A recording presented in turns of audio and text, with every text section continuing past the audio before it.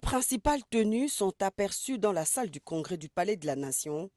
En bleu, ce sont les membres de la Cour constitutionnelle non concernés pour la cérémonie du jour. Et ceux en épitoge rouge sont des magistrats du siège et du parquet près la Cour de cassation et du Conseil d'État. Ils sont au total 69 hauts magistrats nommés dans une série d'ordonnances lues à la radio-télévision nationale congolaise le 15 août dernier, dans lesquelles le chef de l'État avait procédé à des nouvelles mises en place au sein de la magistrature. Certains magistrats avaient été promus, d'autres révoqués, mis à la retraite et plusieurs autres encore ont fait l'objet de démissions d'office. Plusieurs temps forts ont marqué cette cérémonie de prestation de serment.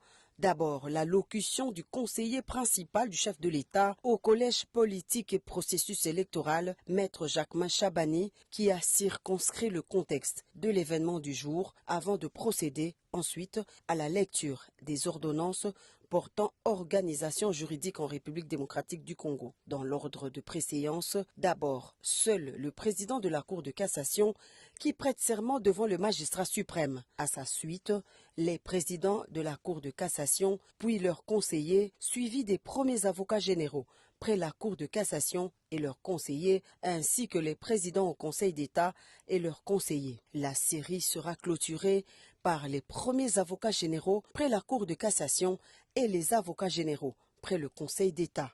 Les heureux promus ont prêté serment devant le président de la République, Félix-Antoine Tshisekedi Tshilombo, conformément aux prescrits de la Constitution. La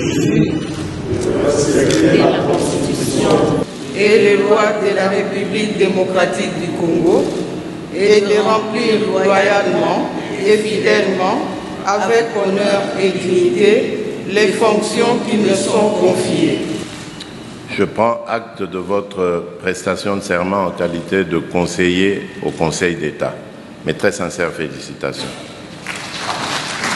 Cette cérémonie revêt un intérêt particulier car elle traduit la volonté du magistrat suprême de poursuivre les réformes au sein de l'appareil judiciaire congolais. En République démocratique du Congo, conformément à la constitution du pays, les magistrats sont nommés, promus et révoqués par le président de la République sur proposition du Conseil supérieur de la magistrature.